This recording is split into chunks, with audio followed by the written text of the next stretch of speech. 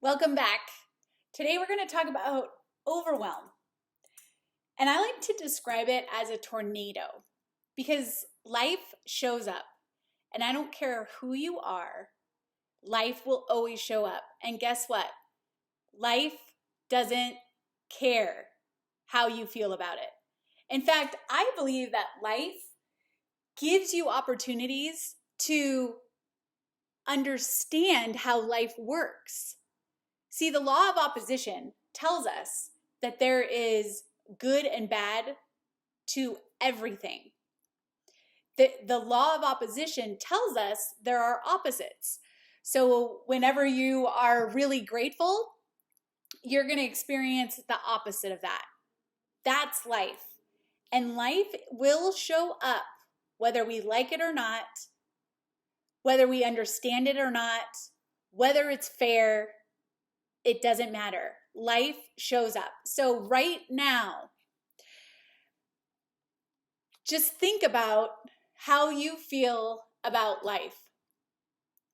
I want you to visualize a tornado and all the things that are going on that create overwhelm. It could be somebody else's health you're worried about. It could be somebody else you're worried about. It might not even be their health. But worry is a big one, especially worrying about others is a big one that adds a lot of momentum to this overwhelm. So when we're dealing with fear,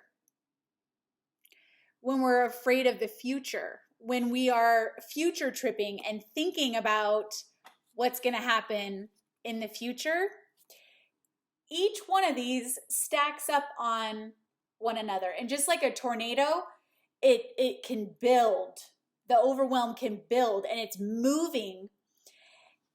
And it can be impossible to deal with the strength of our tornado because it has so much momentum, and it's not just one thing. It's a bunch of things and it's swirling around, right? So we can easily get into the disillusion about life. We can have disappointment resulting from the discovery that something is not as good as we believed it to be. So disappointed, dissatisfaction. Some people might even call it a rude awakening. Because what happens is in our lives, we want it to go our way. And somehow, the illusion that we have control over what happens creeps in. And that's what we're really upset about, is that we didn't get our way. So we're worried we're going to lose something we already have, or we're not going to get our own way. And this just creates fear. It creates overwhelm. It creates worry. It creates not being able to function. So once that occurs, then there's these behaviors. So thoughts create these feelings, and these feelings bring the momentum of the tornado of this overwhelm, right? And then that feeling of overwhelm creates the behavior. So the behavior could be hiding, it could be numbing with food, with alcohol, with pornography. It could be all kinds of different things. TV, isolation is another behavior that happens. Giving up, depression, and depression as far as the behavior of depression of like, I'm not going to get out of bed. I'm not going to do anything. I'm going to procrastinate. I'm going to put things off. These are the behaviors that come from that overwhelm. So we end up shaming ourselves and guilting ourselves after we do that behavior, and then it just continues to be this cycle, and we're stuck in the cycle. We're stuck inside the tornado, and we're like rolling around with the tornado with all the other stuff. So what we want to do is go through a very quick check. It's like a check-in, okay? Because we need, when we get to that point and we're swirling around in the tornado, we're not able to be useful to other people, to ourselves. We're not really living, if we're even surviving, right? And this whole program is about thriving. It's not just about surviving, swirling around in a tornado. No, that is not where we're at. So, step 1 is admit what you feel. It is okay to feel. We try to hide that behavior. We think that behavior is going to stop the feelings. But guess what? It doesn't work. We have to manage our feelings. And so the first step is that we admit there's something wrong. It doesn't mean that you are wrong. It means that you're having a feeling, and that it is okay to have a feeling. Feelings are signals. So we want to use this step to admit how you feel. We want to give yourself permission to feel it. I used to believe that I was going to die from my feelings. I am extremely sensitive. And I've always been like that. It is part of my personality. And as an empath, I'm sensitive and I can feel feelings, my own and other people's. And so that makes me a great coach, but it also can be hard to feel all that. And so I've learned how to give myself permission to feel something, but not stay there. So it's okay to feel something and admit where I'm at so that I can go somewhere else. So awareness is the first key. So it's awareness, but it's also admitting and giving myself permission. This is where I am. Giving myself permission to feel. Okay? So most of us, once we've given ourselves permission to feel, that is uncomfortable.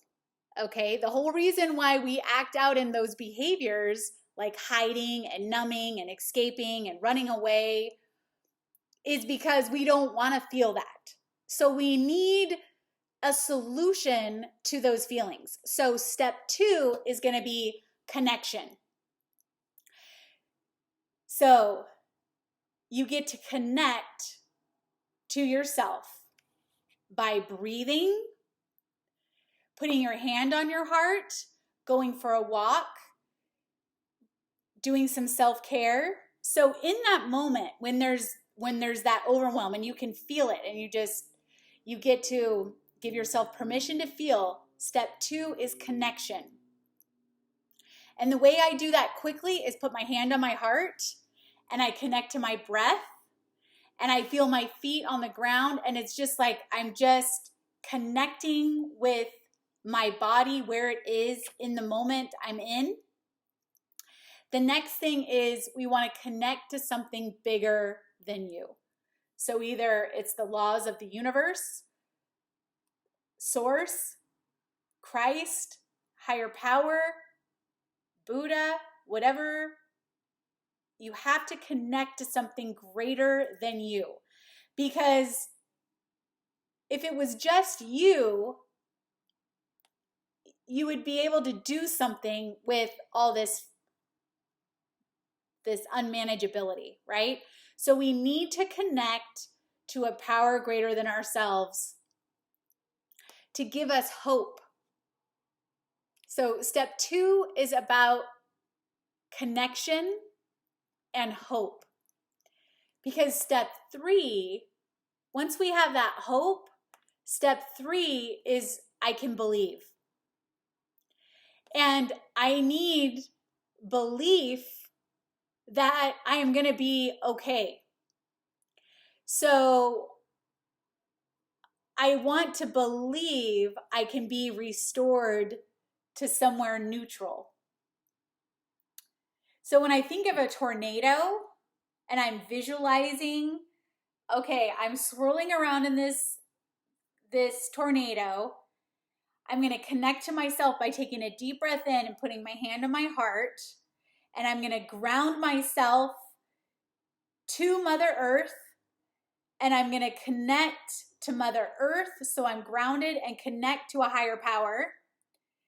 And then step 3, I'm going to walk to the center of the tornado. So I'm in the center so that I can be in the eye of the storm and be safe. So I'm literally in the center and I'm watching the stuff swirl around me. I'm watching the people I'm worried about. I'm watching my thoughts. I'm seeing the mess that, I don't know about you, but I will feel overwhelmed if the house is messy. So I see the mess and I just see it. I'm outside of it. I'm in the eye of the storm. I'm in the middle. I'm safe. And I see the stuff going around me. I have everything I need inside me. Whatever I need will be flow. I will be in flow and in abundance. And I'm just going to let things move around me. And I am going to create a safe place where I can see. I'm visualizing peace and calm, right? So you're feeling what's in your body. So 4 is checking in with the physical symptom of my body. So at the beginning, you're going to feel one thing, but as you come to the center, step 4 is the check-in while you watch the things around you move. And you're just, even though you're seeing the overwhelm and the mess and the feelings, you are still. Okay, step 5. You're going to make a decision.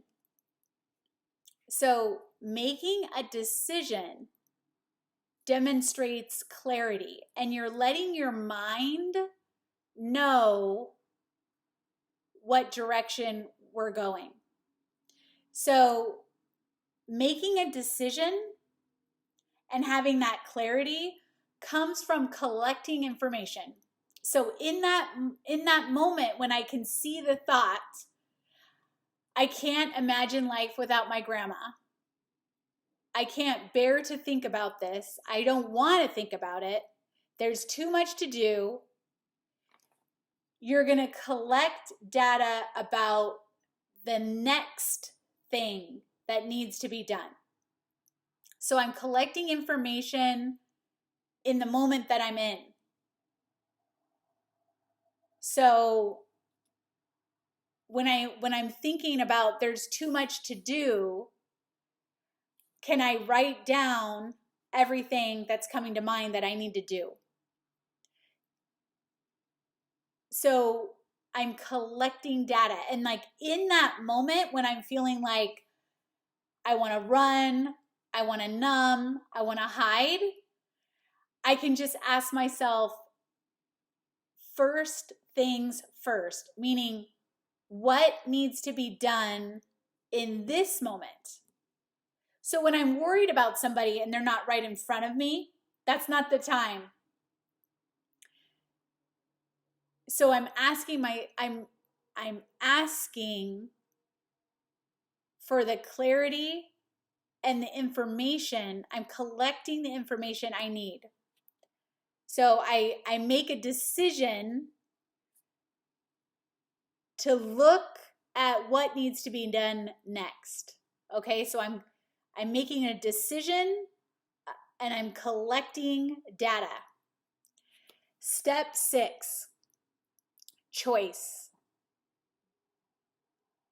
So after I collect the data, then I get to choose with the information I have about the next thing I'm gonna do. And this is really important because we're gonna measure and we're gonna be accountable. Accountable, people hate that word, but really part of the word accountable means to count. So we wanna make a choice, like let's say there's a lot going on. I have a big, huge to-do list. I'm overwhelmed. I'm calming myself down. I make a decision that, I've collected everything that needs to be done and how much time I have to do it.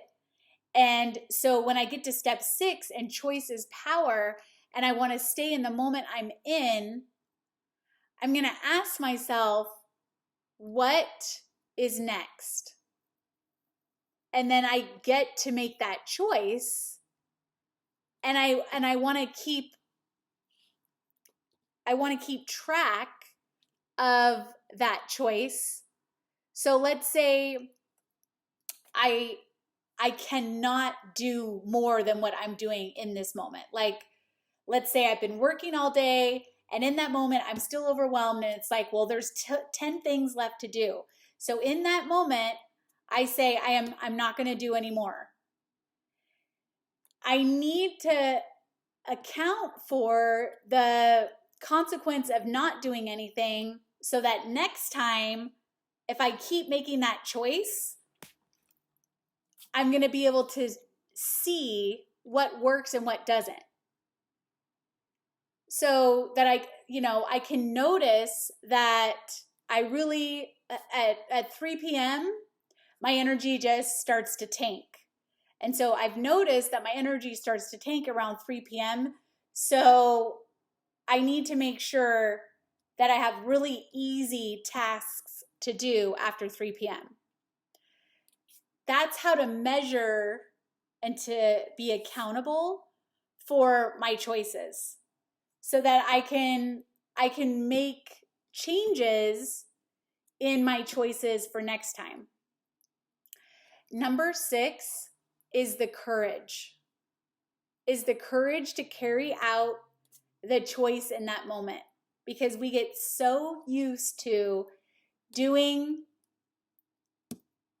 what we do. It just comes automatically because our subconscious is ruling. So if you have a natural tendency to, eat cookies when you're stressed, it is going to feel uncomfortable to do this, to do anything different than that, because your subconscious is going to be screaming at you to stay the same. And so we have to have the courage. I want to ask you a question. Are you willing to be uncomfortable? Because this is what different feels like. We get used to doing the same thing.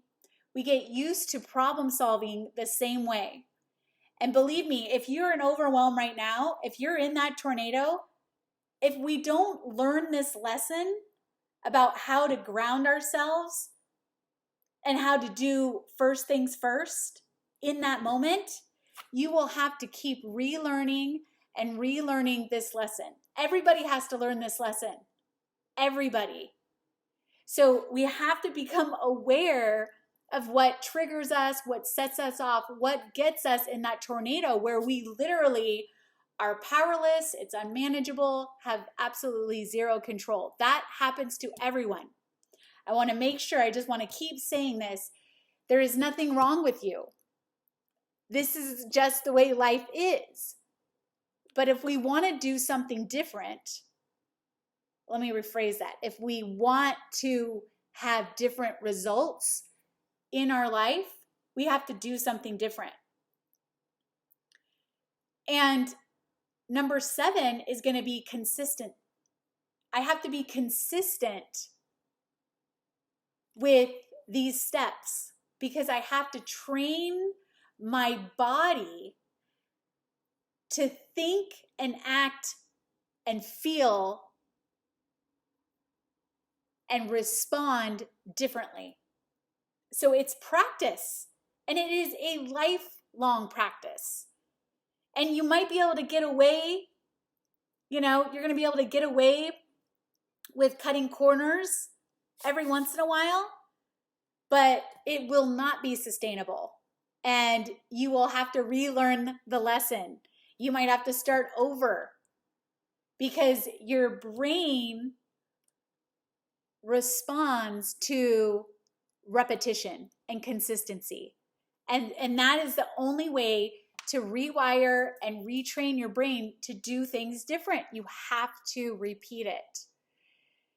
Okay, the last step is contributions and charity. I know it seems like if you are overwhelmed,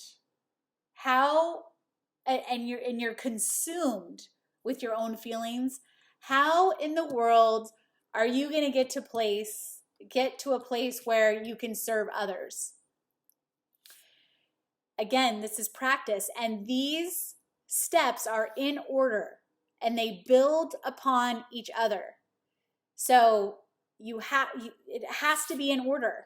Otherwise, you can't do step 8 because we are called to serve. We're called to serve.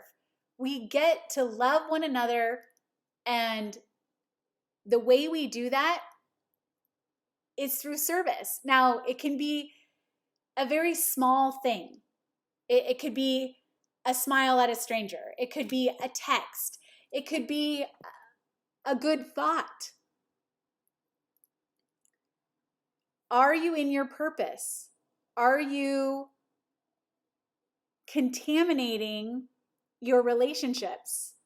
Like worrying about your kids or complaining about your body? What is your purpose in life? How can you be of service to somebody else? How can you love somebody today? And you don't have to let them know that you're loving them. Like I said, you could just send them a good thought. It doesn't have to be time consuming, but I can assure you, I promise you, that step 8 is how to be happy, joyous, and free. It really is.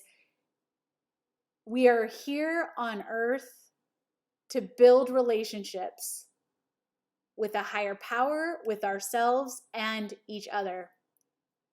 And when we are able to get out of ourself and think about other people, we get so many blessings. Charity is love. It's what we all crave. And so this video is a series of steps that build upon one another to get you out of overwhelm, to get you out of yourself. Because we get in so much fear and we get in so much worry, it consumes us. Our feelings are literally dictating our lives. And feelings are not facts. They're just signals. But a lot of us are making decisions based on our feelings, and that is going to lead to a life. There's going to be consequences. There's going to be consequences, and it will affect the results that you're looking for. And we want to make sure that we start from the beginning and check in. We can't let it build up so that the tornado literally has all the control of us and we're the ones swirling around.